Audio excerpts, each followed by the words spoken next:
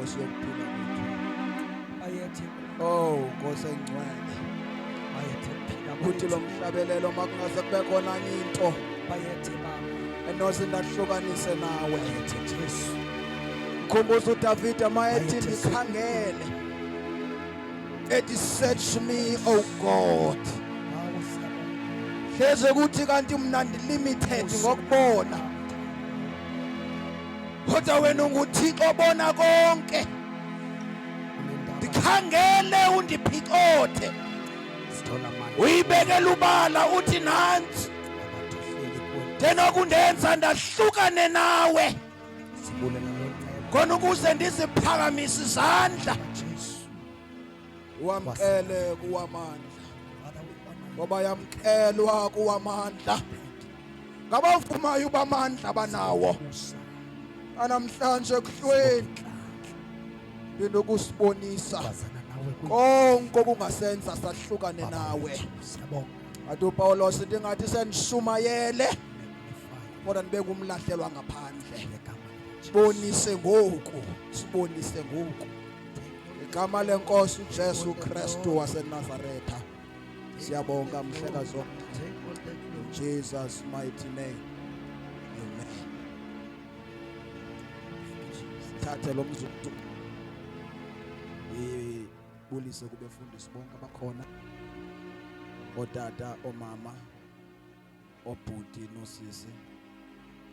Sunday school egameni lenkosi uMkhiso waseNazaretha. Sase ndisuke ke namhlanje emalanga. uYesu seyinkosi nomsindisi wempilo yami. Sizawufumana amazwi kafutshane kule ncwadi kaLuka chapter number 24 verse number 46 to 49. Ncwadi kaLuka chapter number 24 verse number 46 ukuyoma uverse number 49. Egama enguYesu. Isolo sithetha abesithetha. Thank you. Sathi akekho umuntu onikezwe inkululeko yokuba amkhonze uThixo ngendlela afuna ngayo. Indlela yokukhonza uThixo indlela ezenayo yena. Wathi ufuna ukhonzwa ngohlobo oluthile. Ingakho besifunde kuncwadi yabaseEfeso 4 verse number 1 esithi now that nifike lento seligqityiwe ze ningawuthobi ke umgangatho wayo. Ze ningasithobi istandard sevangeli. Ndithe xa bendithetha kwizolo namhlanje sizawuvelela eyona nto ebangela into yokubana sihle kuwo umgangatho wevangeli. Neyona nto enobangela uba sibuyele kuwo umgangatho wevangeli. Egameni lenkosi enguYesu Kristu waseNazaretha. Cela sifundele umuntu oseleyifumene Luke 24:46 to 49. uYesu uvukile uhamba namadoda amabini endleleni ebheka eEmmaus. Uthetha lamazwi. Ncwadi kaLuka chapter 24 verse 46. Yes. Wathi kubo kubhaliwe kwathiwa uKristu umelwe kukuthi eve ubunzima. Eve ubunzima. Eve ubunzima. Abuye avuke kwabafileyo ngomhla wesithathu. Yes. Kukwabhaliwe kusithiwa. Nansi enye into ebhaliweyo phansi eseligqityiwe.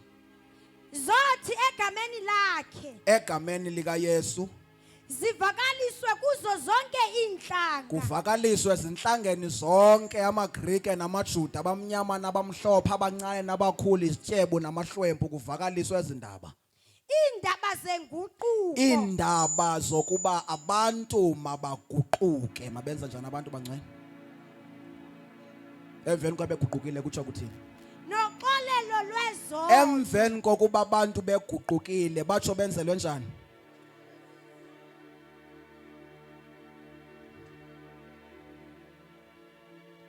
Yabona uba ngaba ufunde incwadi zikaPawulos ungakhange uzifunde incwadi zikaJesu.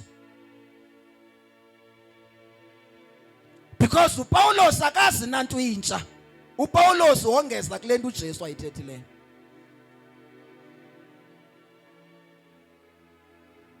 uPawulos akezi navangeli yakhe.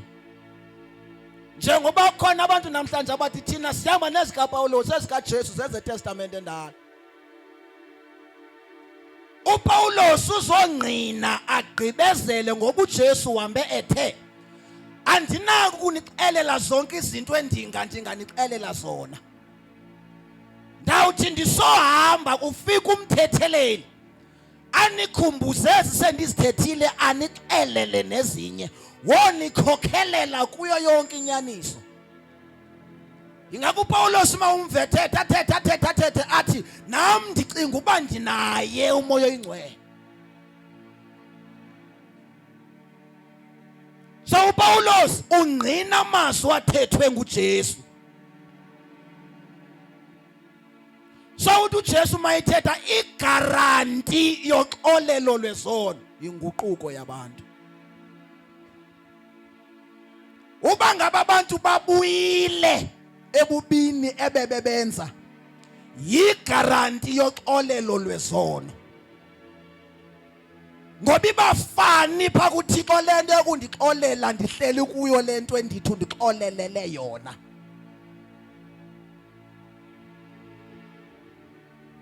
Hallelujah.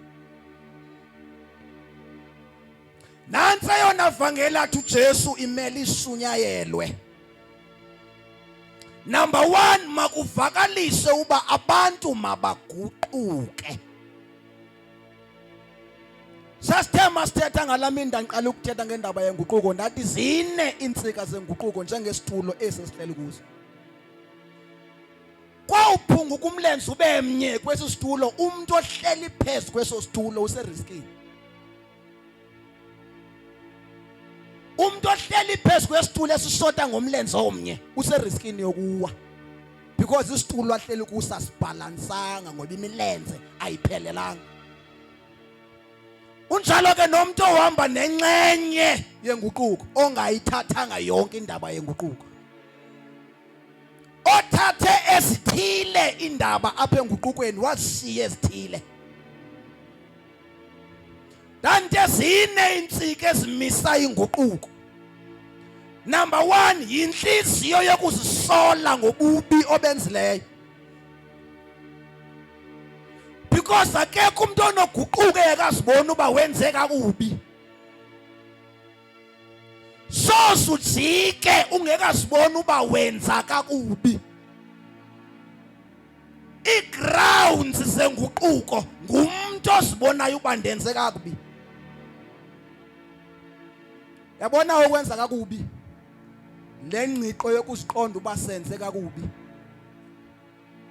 Izana lento ebubuhlungu apha enhliziyweni ambona umuntu ozilileyo. Umuntu ozilileyo uba buhlungu enhliziyweni. And umuntu ozilileyo ubonakala ngendlela ahlala ngayo nendlela ahlala ngayo umuntu ozilileyo. Akabi busy izinto zonke umuntu ozilileyo. Tuwatseke nomzalwane othe selesindisiwe wanendawo abetheka kuyo. Akabi busy izinto zonke. Kunezinto azilumla ngokwakhe kuzo xa ngabe esiqonda uba ndenze kakubi. Akathi ukuthi abizele imeeting kufunda incwadi yabaseKorinte bokuqala chapter number 5. Asikwe anqunyanyiswe. Xa ngabe nalenhliziyo yokusiqonda xa enze kakubi nguye oza ngaphambili athi ndenze kakubi. But iproblem yethu sithi sesisindisiwe sesihlaliswa phansi. Kusithwa ngenqaka 1 2 3 mzane wami umele ukuhlala phansi. Silwe naleyo. Sifunde lamaKorinte sibonisa uba izwi lithi silwe naleyo. Ngoba sithanda uba busy noba silimele. Ncwadi yeBhayibhile ithi ukumkani uJosiah yalimala empini. yathi ukubilimele empini yamemeza yathi ndilimele. Ndikhuphe empini. Yamemeza yathi madoda ndingcwelekile. Ndikhuphe empini kulwe abantu abaright. Ndibe ndiyophononongwa. Ndithi ndawukube ndilungele ndiphinde ndibuye.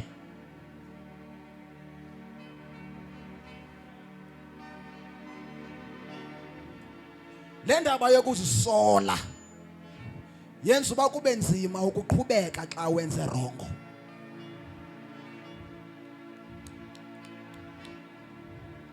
Le nto abangela uba ndiqhubeke ndenze rongo, le nto abangela uba ndiqhubeke ndisasa uba andenzi right, ndibethwa yile nto uba andisoli ngale nto endiyenzileyo. Ndingayikowutela neverse for that matter. Ndingaye ebharini ndibuye ndikowuta uJohn chapter number 2 ndithi noYesu awajika amanzi ayiwayini ekani.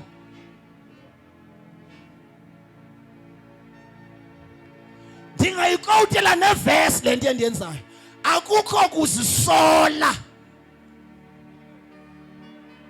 uPawulos uthetha isimanga kwincwadi yabaseKorinte besibini chapter 2 verse number 7 ngale ndaba yokuzisola. Uthi abantu abazisolayo zimbini inhlobo zokuzisola. Abanye abantu xa bezisola bazisola ngokwehlabathi. Abanye abantu xa bezisola bazisola ngokobuthixo. Uthi abantu abazisola ngokwehlabathi ngabantu abathi xa benze kakubi bahamba ekuThixo bafike balile. Bathi oh Thixo ndenze kakubi Thixo ngixolele. Ngomso aphinda le nto ebeyenzeka kubi izolo. Ngoba obububi abuvenhlizweni obunzima lo mvandedwa awumphushele kutheni makatshintshe. Ngumvandedwa letha inhlungu yomzuzwana. Yawukubithe pheselele la nhlungu yomzuzwana phinde. Akatshintshi. Uzola nje afuna angena ku7 days. Angena ku7 days wenzila. Xa udibana naye etheka uzilile. Akafuna kwenza nto uzilile. After 7 days aphinda abuya khonze njengenjwayelo. After itapheselele la nto yomvandedwa aphinda iphinde. Because umvandedwa wakhe ngoka-Adam awumsiku lo oniweyo umbhekelisa west kuThixo. Umvandedwa wakhe awufani nomvandedwa wenkosi yaseNiniva. Umvandedwa wenkosi yaseNiniva yathi yakufa ngoYona uba koniwe, yamemezela indlela yathi masiyeni kulosmonileyo.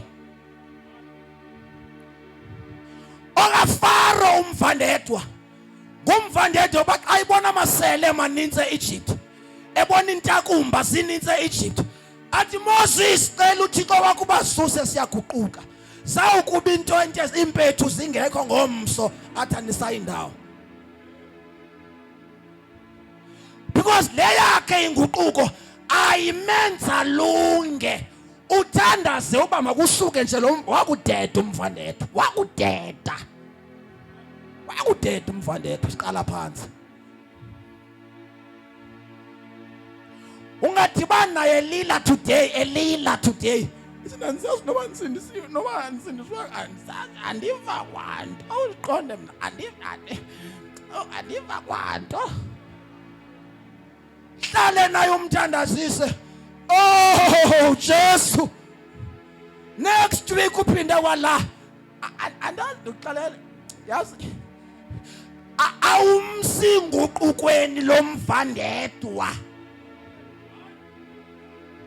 17 years ngaphele nje njalo. Athi ukubona uba oh lo mama uzodadi kwendima atshintsha yekomnye athi yazi sana ixela mntu le nawo ungayixela andiyazi apha esazele nzama.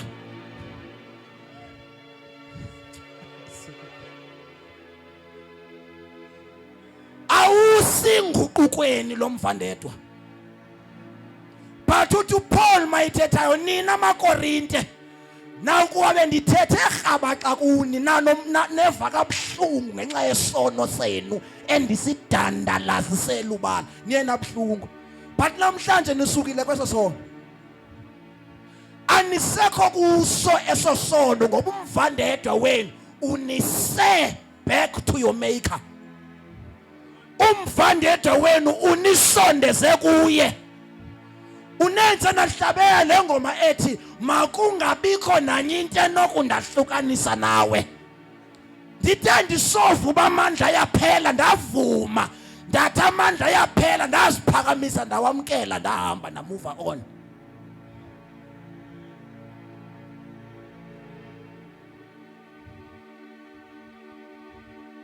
mamelani bangcwele kuyazilwa xa usazi uba wenze kakubi kuThixo xa ndithi kuyazilwa ndithi kungena kwi-fasting no ndithi indlela le yokuziphatha uyibeka phansi le xa wenze kakubi kuThixo awubi na problem noyibeka phansi awubi na problem nokusuka pha uyohlala back xa wenze kakubi kuThixo ayidingi ithitshiwe ngumfundisi nguwe osaziyo uba ngabe isazela sakho siyaphila awudingi ukuconvincewa umuntu nguwe oyayo uthi bawo ndonile phambi kwakho naphambi kwa wonke amazulu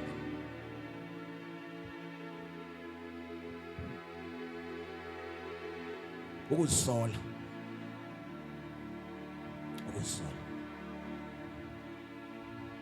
number 2 sathi insika yesibini yabantu abaguquka ngenene bambeni lento abangcwaliswa ngegazi ayidesignwanga ngumuntu lento yi-godly design yimenu eyehla uthi uPawulos mayithetha kwincwadi yabaseKorinto oku ndikunikela nokukunikela kuni ndakwamkela kuyo inkosi andininiki into endayidesayina ngokwam le ndayamkela kuyo inkosi indlela yabaguqukayo le unyana wolahleko awukuzibona uba uphalela phebekho iBhayibhile ithi wabuyelwa kukuziqonda zanga qhubeke nelife waguquka waphinda emva wayolungisana nale ndawo ebonene nayo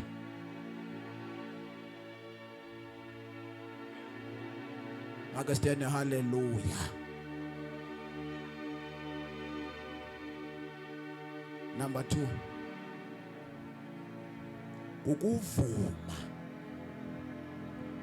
yabona ke le ndawo yokuvuma izona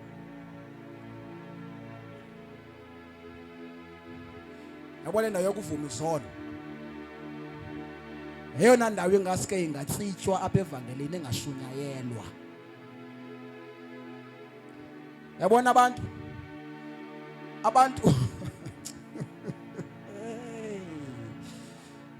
apha ezinhlizweni zabo bafaka la bagla kuthiwa yi-trellido bagla batsika iqhaga isithixo basilahlelwandle bathi ezi ndawufa nazo soze ndizithethe emntwini abantu xa bezazi uba bazofa bayagula ngokwasenyameni abana problem ukuya emntini ongudoctor ukuya emntini ongunesi ukuya emntini oyiconsultant kadoctor afika dandalazise zonke izinto acinga uba zingunobangela wengulo athethe nangazange wasithetha nasebantwaneni athethe nangazange wasithetha nasebazalini azidandalazise zonke athi uyafuna doctor ningakhulula nimeze but when it comes to basukhule simeze sithethe isiguli sesemoyeni zono siyala asina ngxaki nokuconfessa lo doctor ngesigulo sasenyameni but siyala uconfessa abantwini ngesigulo zomoya izono because yona nto siyoyikayo kukufa kwenyama sikoyika ukufa komoya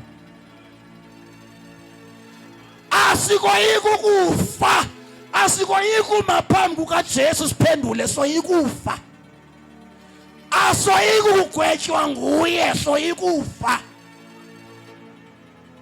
eyona nto siyiprotectileyo kungafi asiprotectange ubudlelwane makungabikho nanye into enokundahlukanisa nawe makungabikho neyodwa ukuba kungahlambululi itsho ndize ndihamba phezu kwamanzi ndizawuhlambuluka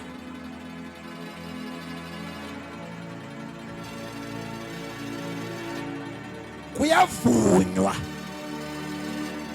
yebo Nkosi ndiyavuma yebo Nkosi ndiyavuma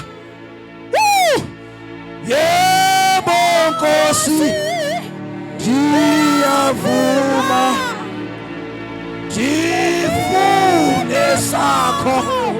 ndifune sakho izandla kuyavunywa awenze wrong uyavuma uyabuza omnye umzalwane yino nesidingo soba sivume ebantwini ngithi uba uvumanga kuthi soqhubeleka sikuhlabelelisa ngoba uvumanga uba uvumanga ubele kushumayela ngoba uvumanga kanti uba ngabe uvumile sihlala nawe phansi hayi kabi mntakwethu indlela ehanjwa ngaba i-Michaelis le indlela zohamba kuyo ngoku abantu abahanjwa kuyo bayaphucwa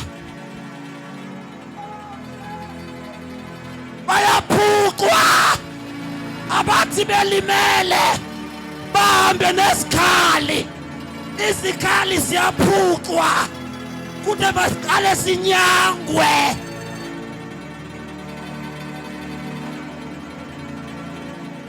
asebenzi sinqolekekile ayikhona ngoba ukwelicala ulimele ukwelicala siba nethemba thina sinikalungela ukushaba ngapha ukhona umdludlu kanti umdludlu seyishaya ngoreserve ulimele iproblem akamemezanga ngobe bememezile besawumreplacer ebholeni segqithwa ngabahedeni noba uCristiano Ronaldo sisitayi saziwayo uyamemeza noba nguMessi uyamemeza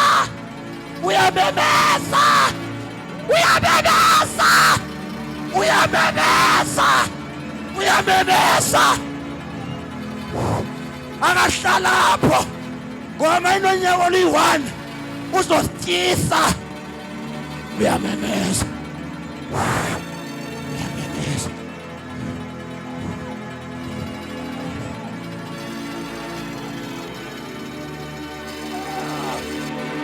Yesu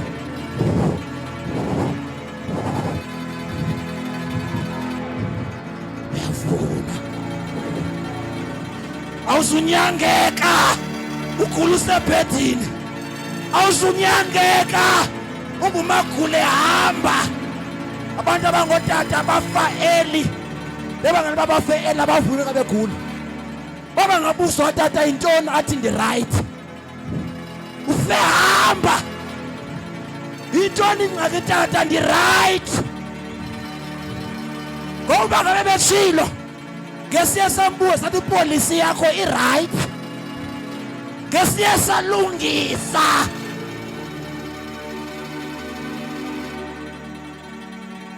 uyavuma Uyafunda. uDavide wayika umkani. Wafika umprofeti uNathan kuye. Wathi kumkani bengihleli nezulu phezulu. uThixo unixelele ngawe uthi wena uye waphatha phatha apho kungamelanga uphatha khona. Yavuma ikumkani, yavuma yathi ndonile.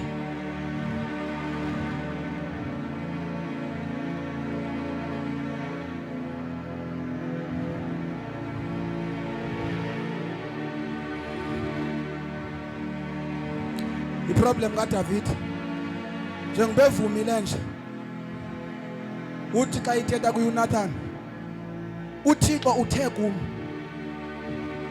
awuzufa kazukubulala but lo mntwana uzozalwa phakathi kokukrexeza kwakho nomkamntu uzawufa.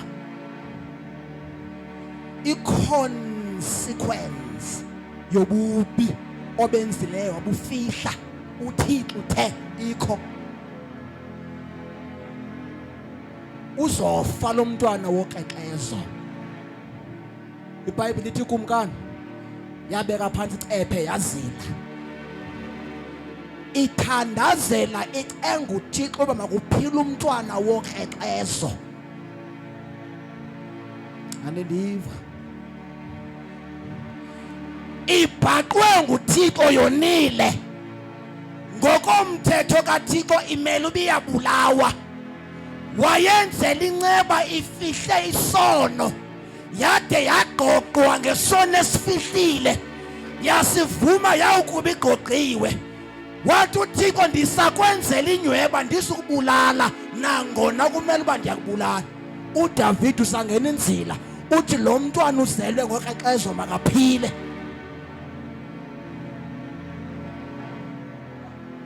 Because noba sisikiwe thina umntana wethu uThixo ndiyathandaza. Manje ndibuyisele emayikini.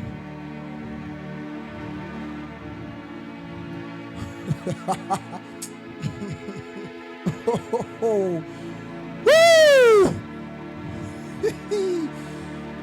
Jesu!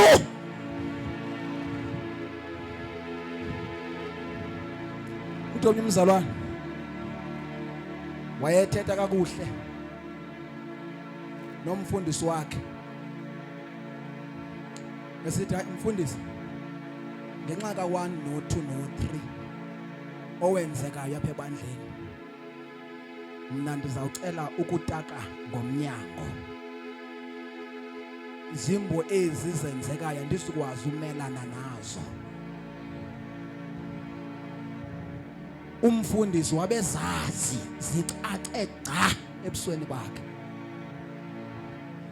Uthi lo mzalwane uphuma kwakhe kwi-meeting ababenayo waphuma wayentabeni wayothandaza wathi Thixo moya wesiphithiphithi sincede nkonzweni.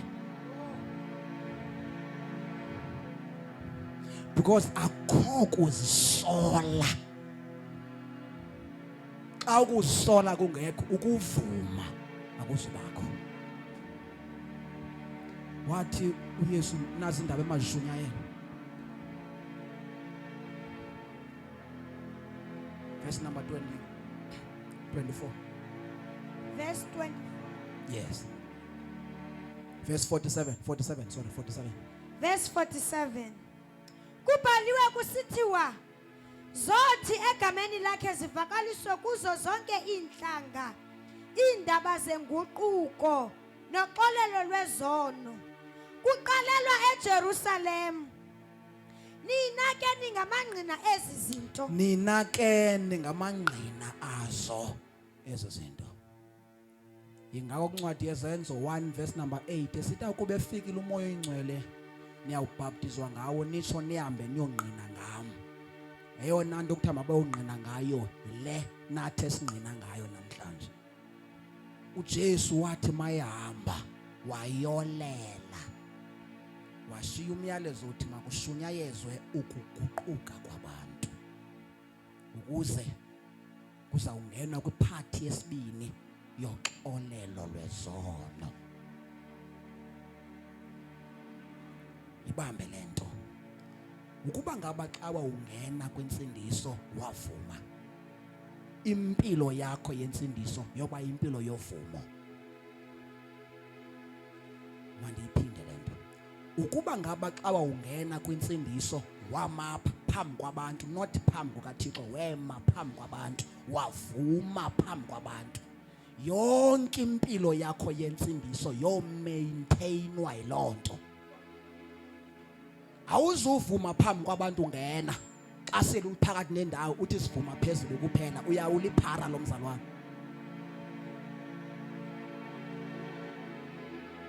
Because kukhona abantu abasindiswe besezindlini zabo ngo-12 ebusuku, bafikelwa ngamazwi belela athi vuka wamkela uYesu, bamamkela uJesu bebodwa, but bayibamba iprinciple yezwi ethe ondivume phambi kwabantu nomntu omvuma phambi kwabawo.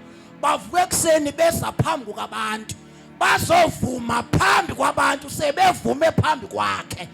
Ukuba ngabe injalo iprinciple yokungena, injalo neyokuhlala, siyavuma phambi kwakhe naphambi kwabantu siyavuma. Incwadi yeBhayibhile kwincwadi kaYakobi 5 verse number 16, uverse number 13 uthi ukhona naphakathi kwenu ova ubuhlungu. Sengathi uYakobi ubuza njengodokta, simnike igama namhlanje sithi nguDr Yakobi.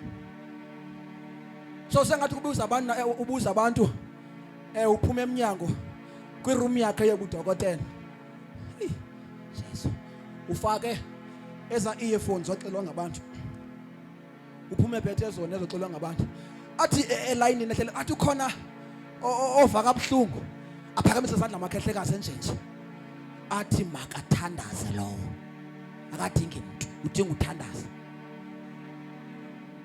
Athi ukhona ova kamnandi ovuyayo, aphakamise amakhehlekazi elayinini, athi lo udinga uvuma ingoma. Abuza abantu besithathu, ukhona naphakathi kwenu ongumlwelwe, baphakamise izandla bebaninzi, athi mayithetha nabo aba badinga izinto eziyi-2, badinga uvuma izono zabo omnye komnye, kube sekusiwa ku-phase number 2 bethandazelwa. Because aba kusenothi njengoba begula nje abaguliswa sibaguliswa zizono.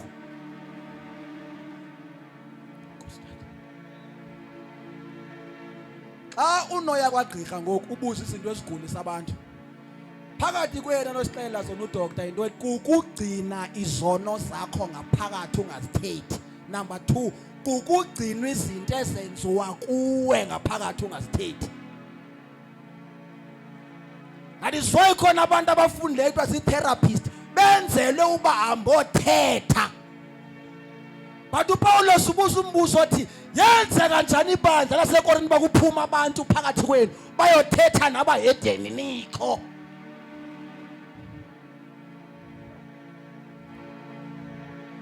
So abantu baxela uphume enkonzweni bayothetha nabahedeni ngaphandle beshiya ibandla likho. Ngoba iproblem ufuna uhlale sasebenza, akafuna uhlala phansi. Ufuna uhlale right nabantu, erongo noThixo akanangxaki. As long as right encwadini zikaPapa.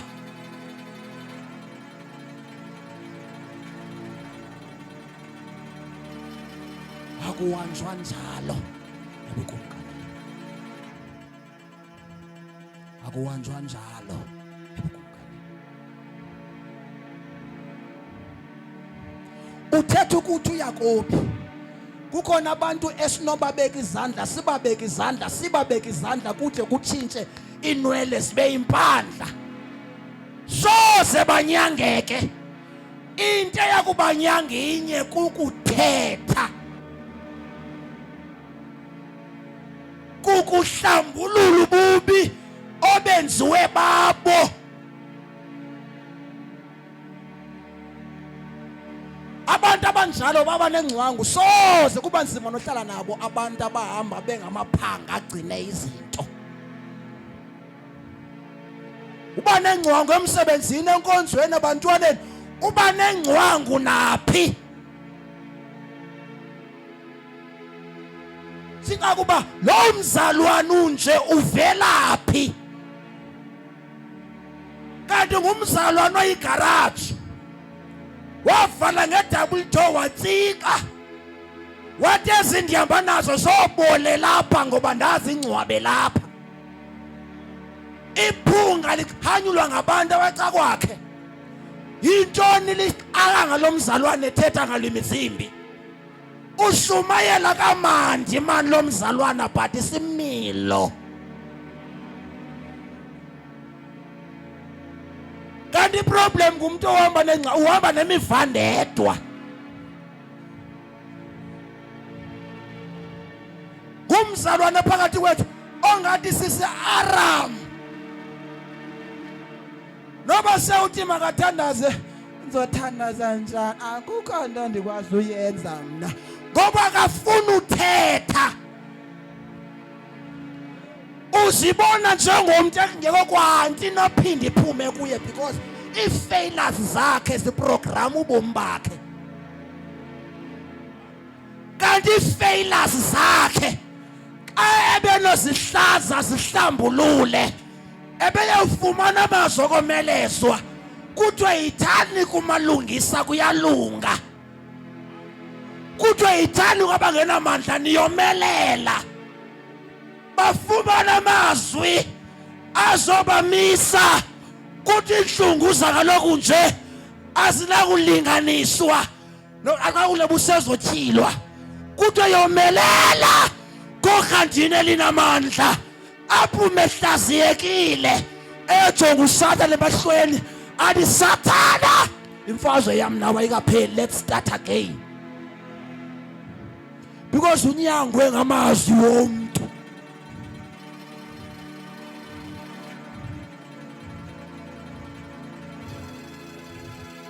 makabonga uJesu ngalo phela kule ndawo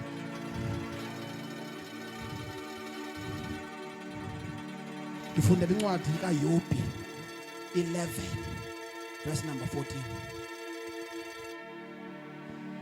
Yobhi 11 verse number 14.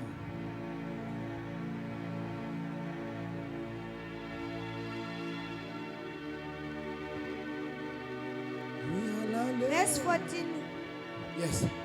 Ukuba uphethe ububi Ukuba uphethe ububi yahlukana nabo. ukuba ngabe ububi bulapha emzimbeni kuwenza kanjani ububi boqale kuthethwa ngabo abo number 2 yisa kwethini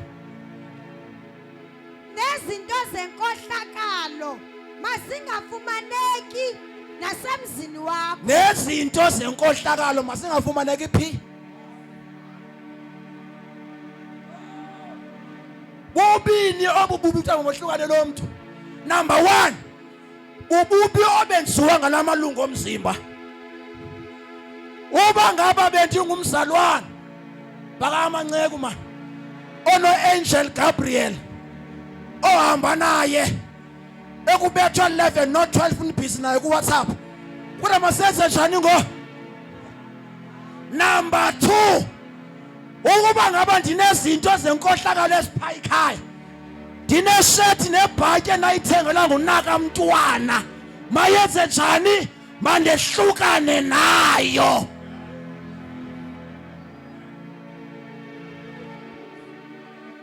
ubube ndibenza ngomzimba mandibushiye mabungafumaneki nasemzini nam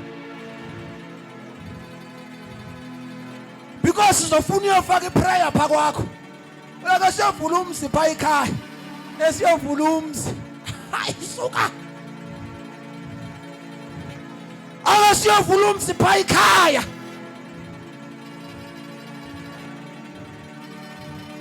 akwasezplate zikanokusho zegolide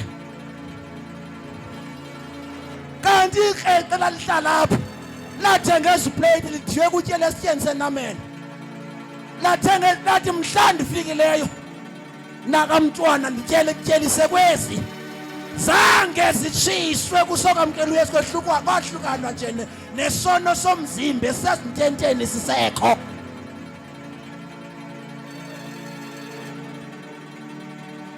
sicaweleta uba ye asidlala kwezi plate asihluthi man. Sibangadla sifuna kunye. Ngoba ihluthisa into ezengoqolo, ayihluthisa into ezengobubi ngoba isono asenelisi. Hey asihluthi man. Sibone sitsholo omntakadekeza nomafula. Bani nabatya kakhulu. Kana batyi kakhulu, yile ndaba siphakele kuyo ayisihluthisi. Esomzimba kuyohlukwana naso, nesisezintenteni kuyohlukwana naso. Masingabikho esezintenteni.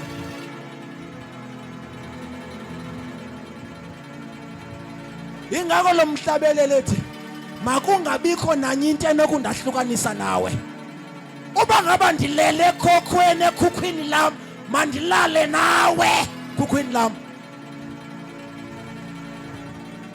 mandibe ngusihamba ngenyawo nawe ekhukhwini lam, kanye nawe Nkosi yam. Mandihambe imihla yonke kanye nawe Nkosi yam, ngoba lilungile ijokwe lakho, awundisidi umthwalo wakho. Uyakhetha ngoba simbini ijokwe.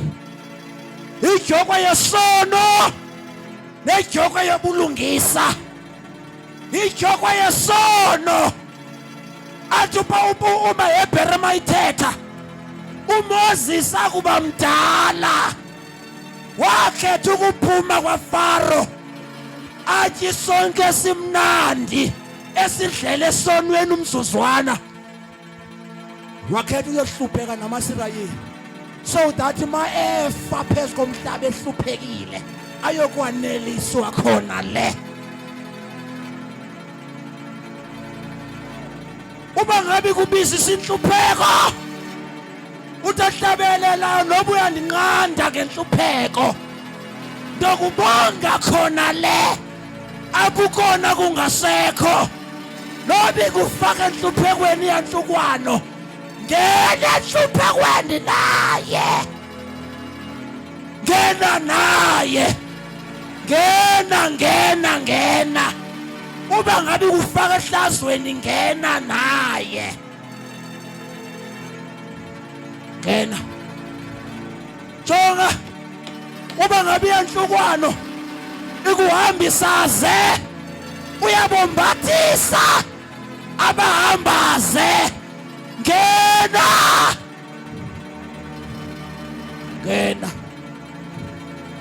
wancaba uMoses wathi mandinohlala kamnandi Ndihleliswe sisono kamandi, ngcono nhlupheke niyamezela ijokwe lakhe. Alungile likonto lomfundisi uqinile egama lenkosi uJesu. Uba ngaba unqanda ngenhlupheko dokubo ngalaphaya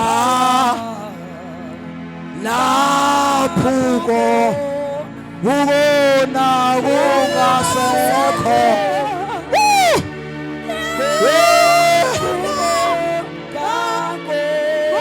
Nkosi nobunqanda nobunqanda okubonga laphaya, lapho khona la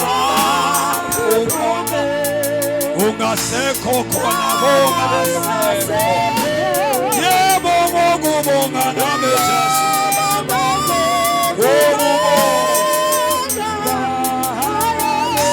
yebo Nkosi, yebo ngisakuwe, ngidalule nami Nkosi, wami mangisizwe nami Isizwe nguwe Jesu, zosuliwe izono zami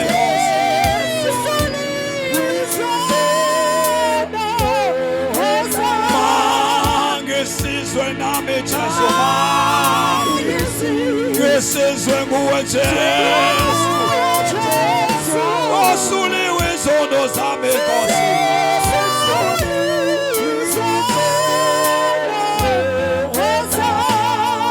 Ngisizwe nguwe Jesu, ngisizwe nguwe Jesu, zosuliwe izono zami Jesu.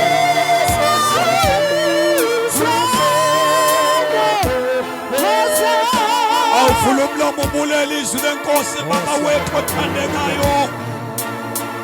Uyinkosi ephakamileyo esikhangela njalo neboni ngaphakathi lomuntu ekungekho mfihlakalo kuwe.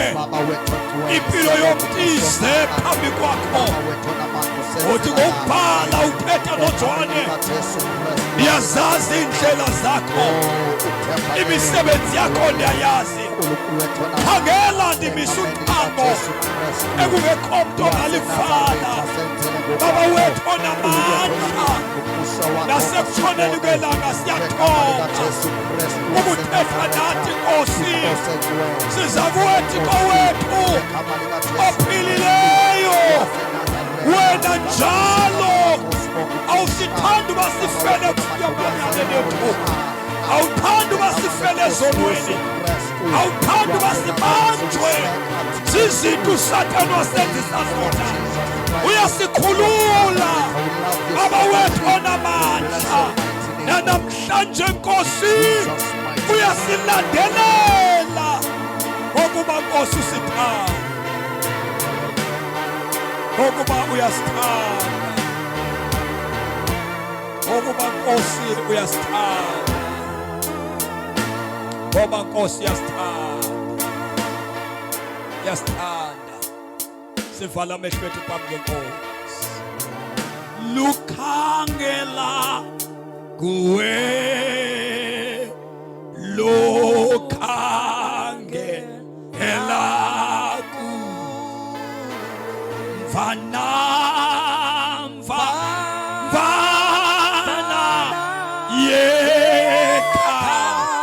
yeKalvari ukholo lwami Jesu,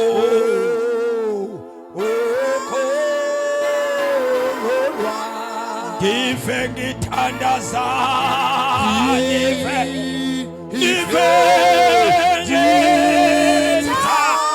ngithandaza susa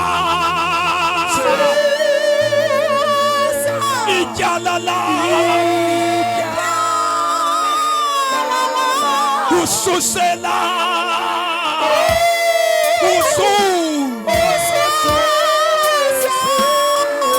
namhlanje enzo wakho Nkosi, enzo vala amehlo wakho phambi kweNkosi. Siyathandaza uma kukhona izinto uJesu esakhuluma nathi namhlanje, wavala amehlo wakho othi Nkosi ndingumoni. Ithi iBhayibhile zimele kukushunyayelwa indaba zoxolelo lwezono, indaba zenguquko zimelwe kukuvakaliswa. Ufuna ukuthandaza abantu ababini kuphela. Umuntu wokuqala ngothi Jesu ngena enhlizweni yami, ndingumoni, isazela sami siyandixelela uba ndimonile uThixo. Cela uthandaza nalo muntu, phakamise isandla sakho uthi Nkosi ndingumoni. Lithamsanqa ukuzibona ukuba ndingumoni. Phakamisa isandla sakho kule ndawo kuyo sothandaza. Umuntu wesibini ngothi uJesu ndimamkele. Ifika le tente ndingena Yesu. Ifika le tente ndihamba icawa. Kodwa ndiqhubeka nokona. Ndamvuma uYesu wangena ngaphakathi. Okunje kuyasunyayelwa. Ziyavela izinto endazenza. Ndinazo izinto endifuna ukuzihlambulula. Ndifuna ukungena kule nkonzo yokuvuma izono. Kade ndiyibalekela ngoba zivelile ziyandihlupha izono zami. Ukhona umuntu onalo mthandazo wothi Nkosi ndifuna ukuzixela ezami izono. Ngoba ndifuna ukwahlukaniswa total nezinto uSathane andifake kuzo. Lula isandla sakho ubukhona petende. Siyathandaza. Sazela sakho sivusiwe. Kodwa namhlanje ungomnye wabantu abahlutshwa zizinto abazenzayo. Nanku umnyango wenceba ungafi ulawe zizinto uSathane ahlakathise impilo yakho ngazo. Kuyathethwa, kuyafunywa ukuze abantu babhabhatizwe behlelwe ngamandla kaMoya Oyingcwele. Siyaxelwa izono. Ungaphakamisa isandla sakho sithandaze kunye nawe. Thank you Master Jesus. Thank you Jesus. Baba wethu ongcwele siyabulela ngokuba izwi lakho lithethe nathi ngokucacileyo. Thixo wethu onamandla, singaba abantu othole bona bebhadula kweli lizwe.